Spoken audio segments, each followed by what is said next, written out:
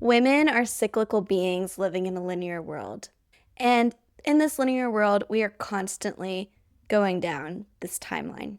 We wish that we could pause, rewind, or fast forward, but the truth is that we cannot. That's why the real answer is tapping into our superpower, the power of practicing presence. Practicing presence over perfectionism and worrying about what you did wrong in the past or how you can fix your future or how you can move on going forward. In this episode, we're going to be getting into the letter P of the word recipe, and that is practicing presence over perfectionism. Remember, sometimes you need a sister and sometimes you need a doctor, and I'm here to be both for you. So let's get into it, besties. You're listening to Your Sister, the Doctor.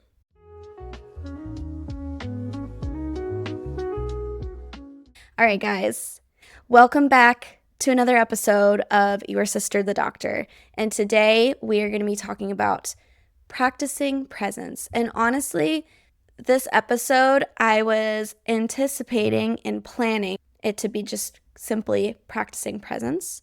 And then I had this aha moment today and realized that practicing presence is kind of the opposite of being a perfectionist. And this week, it was so hard for me to follow this rule, but I did. And this is why this episode is coming out a day late. And you know what? It is totally fine that it is doing that because I am the CEO of this podcast, so I make the rules. And if I am not in a place where I can release an episode every Friday, that is okay. We release it the next day. And I'm going to talk a little bit about that in a minute. But before we get into all that, please like, share, subscribe, send it to your mom, send it to your friend, send it to your sister. Please spread the word that my podcast is a thing. Like us on YouTube, follow us on Spotify, Apple Podcasts, give me a rating. And I'm so grateful for you guys, and I'm so excited for what the future holds. But let me practice presence right now and just enjoy recording this episode for you guys. So, without further ado, let's get into it, besties. Let's get into some doctor advice. And something that I really want to emphasize is that stress is a silent killer. And I see this daily when I'm speaking to my patients, especially as women. We are constantly under stress. And that got me thinking, what are we stressing about? I mean, I know life, obviously, but scientifically, statistically, I wanted to give you guys some information about what do we as women stress about, and how often are we stressing? Is it normal to feel all the stress that we're under? And, just kind of answer some questions along those lines. So from my literature review, I found that nearly half of young adult females report symptoms of anxiety or depression in this very moment. And that's in the United States. We're talking about United States, just because it's a little bit easier to. But anyway, half of young adult women in this country are experiencing anxiety and depression, which is kind of crazy to think about, but at the same time, not really. I would say it's even more. 1 in 3 women will give symptoms of anxiety or depression at any given point in their week, and this is higher than men. So why are women stressing so much? Why, do you ask? Well, I looked up the top stressors for women, and one of them being financial stress.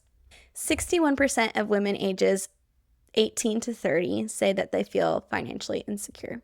65% of women rank their finances as their top source of stress. Okay. Next on the list, jobs and career. 46% of Gen Z women list that their job or their career is a major stressor. And over 30% of women say that they are worried about finding a good job. 37% of Gen Z young women say that education is a key source of their stress. And 75% of young people overall say that they're worried about the future.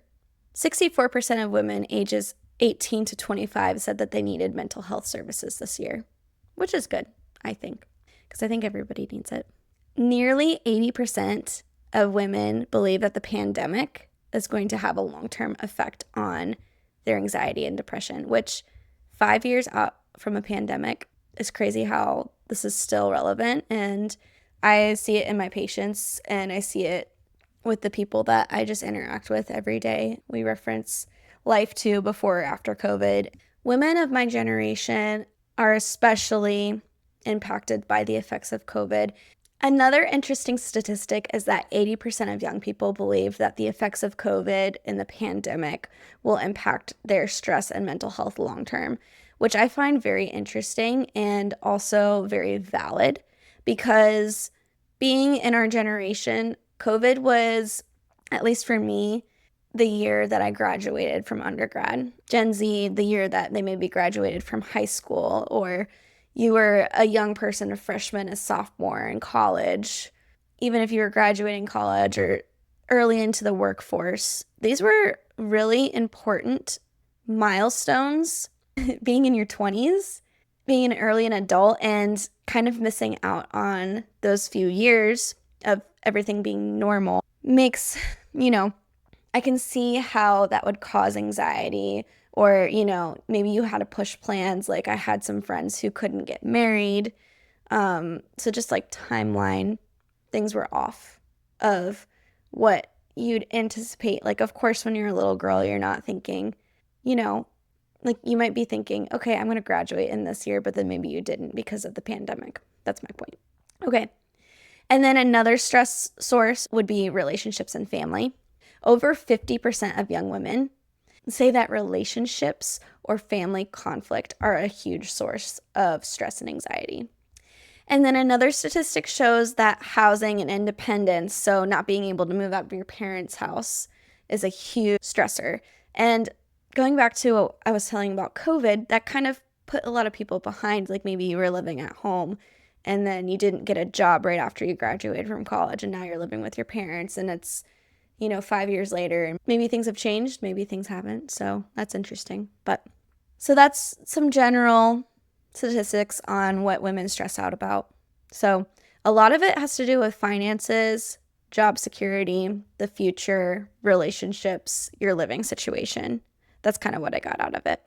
Now, I wanted to dig a little bit deeper into perfectionism because, like I said, after kind of reflecting on this, I realized that perfectionism and being present are kind of opposites. Researchers call perfectionism the rising tide. So this is becoming more and more prominent in our everyday lives.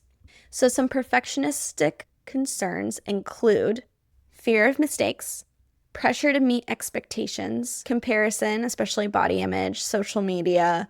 With social media, this person's married, this person's having a baby, this person is still in school, this person's getting their doctorate, this person is an influencer. We're growing up in this digital age and things are a little bit different. So perfectionist concerns are strongly linked to anxiety and depression and social anxiety, according to research. Appearance-focused perfectionism and social media outlook leads to higher risk of body image stress and low mood in young women. There are some sorts of perfectionism that aren't necessarily harmful. So we've talked about some negative perfectionistic concerns, including worrying about making mistakes or how other people may think of you.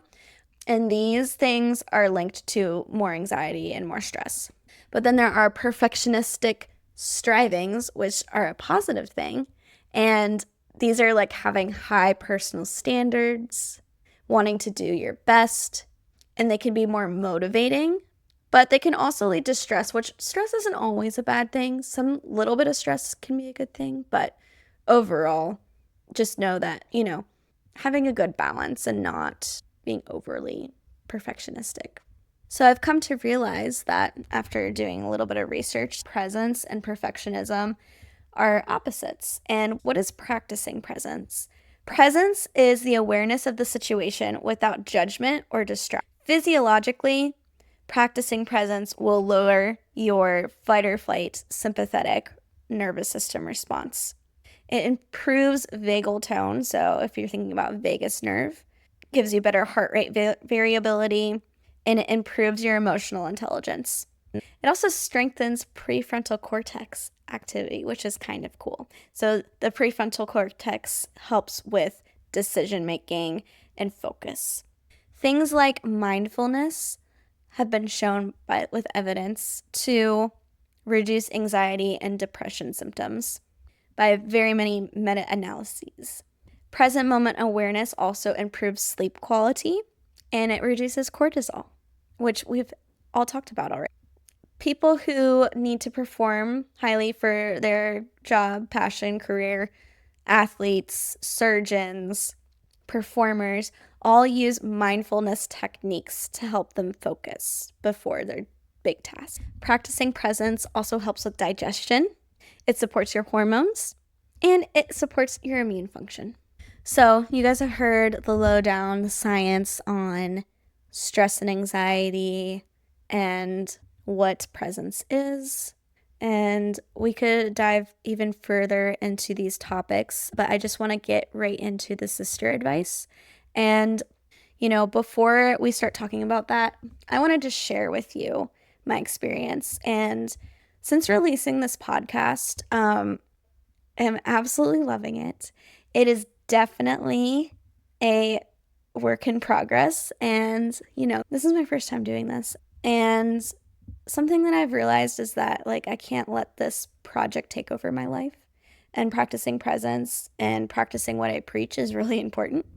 I noticed that since my release and leading up to my release, I was under a lot of stress. And, may not be because of the podcast. There might have been some other factors, but this podcast is a lot of work, and that doesn't mean I'm giving up on it or anything, but I just think that means that I need to set realistic expectations for myself and practice boundaries when I need to, and, take care of myself first so that I can help take care of you. And something that I learned this week, especially, I went home over the weekend and was able to visit family, which I loved, and I was able to practice presence. And I had not recorded this episode, and I knew that my release date was tentatively Friday. Usually I record a little bit more in advance. Then I had a busy week. I had a lot of deadlines this week, but you know what? Instead of stressing about when am I going to record my episode, I told myself it'll get done when it gets done. And I feel so much more relaxed going into this than, maybe I would have previously when I was on perfectionism mode. And, we want to, when we're doing these projects, making a name of ourselves, trying to impress someone at work, X, Y, and Z, we want to give it the best that we have. And it's so easy to let perfectionism take over, which, with this podcast, it's nowhere near been perfect. I want to do the best that I can. And just, being in the present moment sometimes is what your body and your nervous system needs over being a perfectionist, and the right things will come. And I do believe that we are on this linear timeline, and I can look back and say, oh, episodes 1 through 4, I could have released them in this way. I could have promoted them on social media this way. I could have, would have, should have. But the reality is we are in this present moment right now, and there's nothing else that we can do but tap into this moment. I can look ahead and say, you know what, these are some things that I'm going to change. These are some things that I'm going to learn and grow. And, that's good, but we don't want to ruminate over that because that will cause extra stress. And your nervous system does not need that. You need to be reminded that you are in the present moment. And you have the power in the present moment to regulate your nervous system, to tap into your breath, to tap into your 5 senses, your sight, your smell, your taste, your touch, your ears. Your ears aren't a sense, your hearing. But my point is that taking a deep breath, slowing down, remembering where you are, enjoying the moment, go touch some grass, knowing that it's not all that serious, your job's not that serious. Finances, yeah, I understand the stress with that, but there are things that you can do. And regulating yourself in the moment will help you make a clearer game plan going forward as to what you need to do. And let me tell you guys, looking back on it and reflecting on the past few months, I have had a stressful few months, and it's not necessarily anything. There's just been a lot of deadlines. There's been a lot of new projects. There have been a lot of commitments. I missed my period. My body was off rhythm. My body was telling me I was stressed out. And, you know, I can choose to listen. And I did this week, and I got my period back for the first time in like 2 months. Um, which TMI, but nothing's TMI on this podcast. But my point is that if you stop and tap into the present moment and listen to what your body needs, you're able and you have the power to regulate your body again. And practicing presence over trying to be perfect with everything is one of the key ingredients to the recipe to your health. And I have truly learned that this week. Being with your people, practicing presence with your people, practicing presence with your workouts, muscle mind connection, practicing presence with work, with people you interact with throughout the day, like you're at the grocery store, chat with the cashier when you go out in public, smile at a neighbor on the street, practicing presence. How you're feeling. When you get into your car at the end of the day, just take a deep breath. And how are you feeling? Have you taken a deep breath today? Check in with yourself. So, practicing presence is about letting go of perfectionism. I'm not saying don't try. I'm not saying don't do your best. We're in this linear world and time keeps moving forward. We can't pause. We can't do it all. As women, we want to do it all. If you have kids, you got to take care of yourself. If you have a job, you still got to take care of yourself. If you have social obligations, if you have projects and passions and you want to start a business and you want to pursue your art, or if you want to get on top of your finances, if you want to look for a new home, if you want to start dating, there's so many things in such little time. There's so many things to do in such little time. And zooming out and realizing, okay, we're on this timeline and there is a finite amount of time on each little segment of this timeline. So our superpower is tapping into each of these little finite time bits and focusing on that. And of course, you can plan a little bit into the future. You can reflect a little bit about the past, but do not dwell on this. Practice presence. Don't forget about the present moment. I think the thing is like, don't ignore the past and don't ignore the future, but check in with yourself right now and see, what did the past version of you need and what does the present version of you need? And just check in and see how you're feeling right now. If you need to enjoy your life a little bit, enjoy your life a little bit. Life is not all work. Life is play. Life is enjoying the people that you have and that you love and being around them.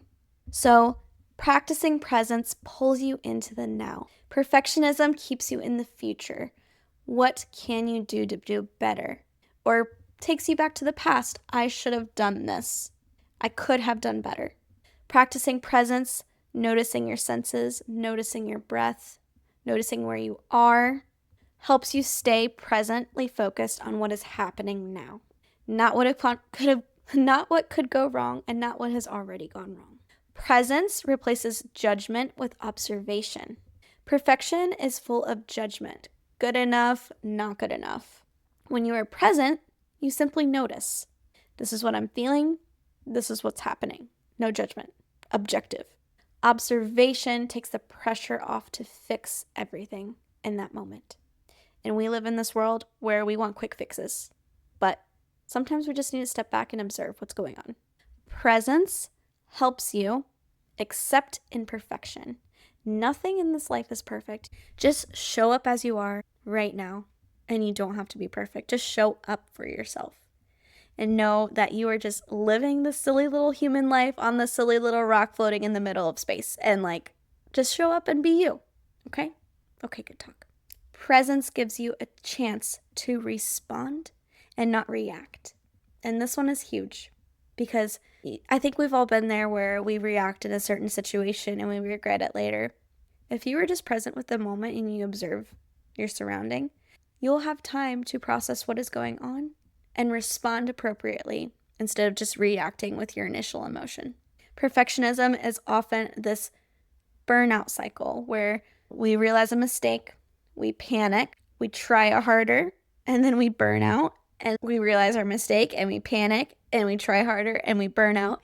This endless loop is going to really aggravate our sympathetic nervous system And so it's just best that you can step back and learn to observe. Presence reminds you that you are human.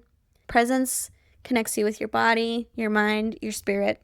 And I've met some patients that have no body awareness and they're under a lot of stress. And I think sometimes if you let your stress become as big as some people let their stress get, you don't really recognize yourself, nor do you know what kind of body that you're living in. And, I really want to help these people because imagine being in a body that you don't recognize or not realizing what your body is telling you.